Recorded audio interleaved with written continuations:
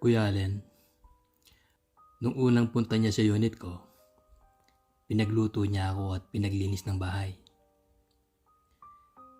Pag-uwi ko sa bahay ko, malinis na at nakita kong may nakaluto na rin.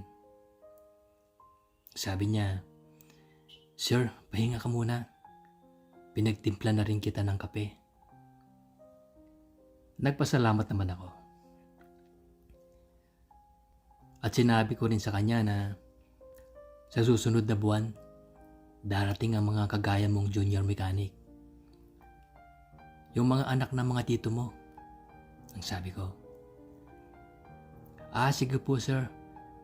Naikwento na rin po ni Papa. At least di na ako maiinip. Darating na ang mga anak ng mga barkada mo. Ang sagot niya. Sana ang namamagitan sa atin dalawa, atin-atin na lang. Sabi ko sa kanya.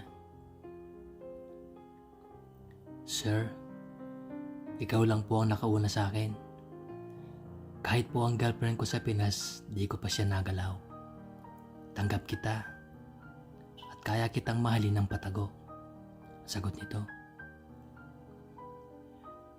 Pwede na po ba kitang tawaging ninong? Ang sabi niya at sabay kiss sa aking mga labi. Sir, sana pag dumating yung mga bagong kasama ko, huwag mo akong iiwan ha. Mahalin mo po sana ako kagaya ng pinakita ko sa'yo. Ang sabi nito. Huwag kang mag-alala, Jacob. Diba ako nagpamulat sa'yo sa ganito? Di kita iiwan. Pangako.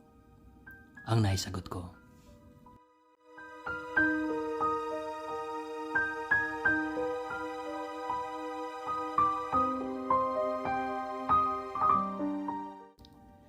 Nung matapos kaming magkwentuhan at nakakain na kami, naglabas ako ng wine at baso. Nakadalawang bote kami. Pagkatapos nun, di na kami nakapagpigil sa tawag ng laman.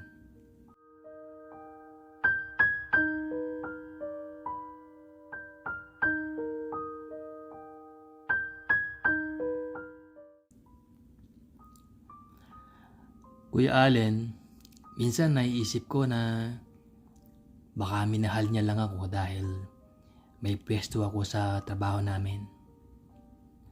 O dahil sa tinukso ko siya.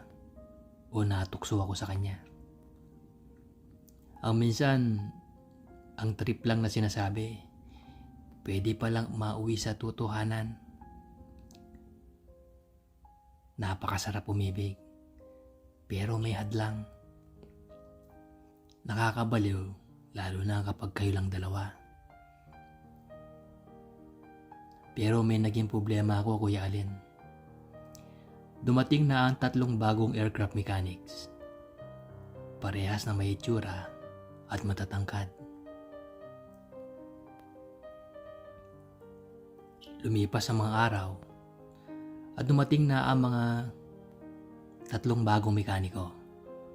Si Renz, si JR, at saka si Zeus. Sa unang araw nila sa work, pumunta muna sa main office at pinaliwanag ang mga dapat at alintuntunin sa trabaho nila bilang mga bagong aircraft mechanic. Nung matapos na sila sa office, sinamahan ng pinakamataas sa amin at dinala sa site namin, ginala sa paliparan sa loob ng airport, sa mga hangar kung saan nandun ang work ko at opisina ko. Ako ang pinakahuling pinuntahan ng boss ko. Sabi niya sa 3, ito ang bisor nyo. Sabay kamayan kami. Sabi ng boss ko, ito ang memorandum at pirma mo na lang ang kulang. At iwan ko na ang 3 ito at i-briefing mo. Pagkatapos ay iniwan na kami ng boss ko. Pinaupo ko sila sa harap ng mesa ko at nagsimula na ako na mag-orientation sa 3. Ang una kong tinanong yung pangalan na Zeus. Kumiliti sa utak ko na may pagka-something sa kanya. Nasabi kasi ng papa niya na mabait ito pero may pagkapilyo. Ikaw Zeus, ilalagay kita sa field kasama mo ang mga Hapon at Swiss. Ang sabi ko. Ikaw naman JR, ilalagay kita sa store. Tagakuha ng mga gamit ng eroplano at ihahatid sa hangar. Ikaw naman Renz, sa hangar ka. Ang nasabi ko sa kanila. Bago nagtapos ang orientation ko sa tatlo, tumawag ako sa radyo na papuntahin si Jacob sa office ko. Pagpasok ni Jacob sa office, nagkatinginan silang apat. Dito ko nakita ang pagka-professional nila. Kuya Allen, wala akong masabi sa apat na ito. Napaka-professional nila. Sabi ko kay Jacob, bukas ikaw ang maghahatid sa bawat pwesto nila. Sumang-ayon lang naman si Jacob. Bago ka lumabas, pagtimpla mo muna kami ng kape. Sabi ko sa kanya, at sumang-ayon din siya. Pagkatapos ay tinanong ko ang bawat isa sa kanila. Ikaw Zeus, may asawa ka na ba? Sagot niya sa akin, Sir, buntis na po. 4 na buwan na pero di pa kami kasal. Ikaw naman JR. Ang tanong ko sa kanya. Sir, may girlfriend pa lang po. Sagot naman niya. Ikaw Renz, may asawa ka na ba? Ang tanong ko. Meron na po sir. 1 taong gulang na anak pero di pa kami kasal. Ang sagot nito. So, si Jacob na lang palang binata sa inyo. Ang sabi ko. Nagbiro ako para naman may konting tawanan. Renz, nakabrace ang ngipin mo. Siguro ang mahal niyan. Paano mo hinahalikan ng misis mo? May alambre ka sa bibig mo. Ang sabi ko. Nagkatawa na naman at sumagot sa akin. Sir, utang lang po ito. Hulugan lang. Pero kahit po may alambre ang ngipin ko, masarap po kung humalik. Ang sagot nito at sabay kami nagtawanan. Ikaw naman Zeus, sabi ng papa mo, pag nakainom ka, wild ka daw at naghahamon ng gulo. Tumahimik silang apat at nagkatinginan. Sumagot naman sa akin si Zeus. Sir, mali po ang papa ko. Nagbago na po ako. Opo, wild po ako pero sa kama po ako wild. Kaya nga po nabuntis ko ang girlfriend ko na 4 na buwan na. Ang sagot naman nito. Kuya Allen, sa kanilang 4 napansin ko na si Jacob ay hindi naimik. Nagmamasid lang. At nabigla ako nang kumuha ng tissue at sabi sa akin na kanina ka pa nagsasalita sir. May bubbles ka pa ng kape sa bibig mo. At sabay niya itong pinunasan. Napatingin ng 3 kay Jacob. Sabi ng isa, uhawan lambing mo naman. At tumawa ng mahina.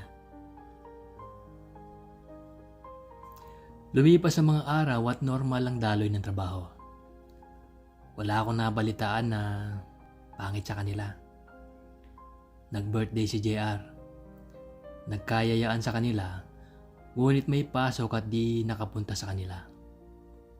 At tumawag na lang ako na Tira na lang ako ng ulam kasi ang uwi ko pa ay 11 pa ng gabi. Nang makauwi na ako, diretso sa bahay ko. At di na ako pumunta sa kanila kasi may pasok pa kinabukasan. Nung nasa bahay na ako, mayroong nag-doorbell. Si JR, kasama ang papa niya, at hinatid sa akin yung pagkain. Tumuloy ang mag-ama. Sabi ng pare ko, pasensya ka na pre. Sinamahan ko si JR kasi nahihiya at wala pang license dito. Natawa lang ako sa mag-ama. Ang sabi ko, kahit nag-bike na lang sinamahan mo pa. Okay lang yun pre. Para naman masilip ni JR ang unit mo. Ang sagot naman nito, ulam lang bang dinala nyo? Sana sinamahan nyo na rin ng kanin. Ang biro ko sa kanila. Sige pre. Balik ako sa unit ko. Kuha ako ng kanin at iwan ko muna si JR dito. Ang sagot naman ni pare. Pagkatapos noon ay bumaba siya at naiwan naman si JR. Nakainom na at nakaupo sa sopa. Tinanong ko siya kung anong gusto niya sa birthday niya. Ang sagot naman niya ay, okay lang po kahit wala. Sigurado ka ba na wala kang gusto? Ang dagdag ko. Ngiti lang ang sinagot nito. Ang sabi ko, may ulam ka. Mukhang di ka pa naliligo. Sabi naman niya, paano ako makakaligo sir? May nagiinuman. At ako ang nag-asikaso. Lumapit ako sa kinaupuan niya. Inabot ko ang relo na regalo ko. At saka ako siya hinalikan. Tumalikod ako para tanggalin ang uniform ko. Tumayo siya at sinabing, Sir, maraming salamat po. Iba po pala kayo pag nasa labas. Ang bait nyo pala. Pag nasa work kasi wala po kayong kakilala eh. Tumingin lang ako sa kanya at tumawa. Sabi ko, ikaw talaga oh. Palabiro ka rin pala. Sabay-akbay ko sa kanya at ginulo ang buhok niya. Pagkatapos ay niyakap ko siya. Kuya Allen, nabigla ako sa ginawa niya. Walang sabi-sabi. Yung dalawang kamay niya, nilagay niya sa likod ng batok ko at sabay halik sa labi ko.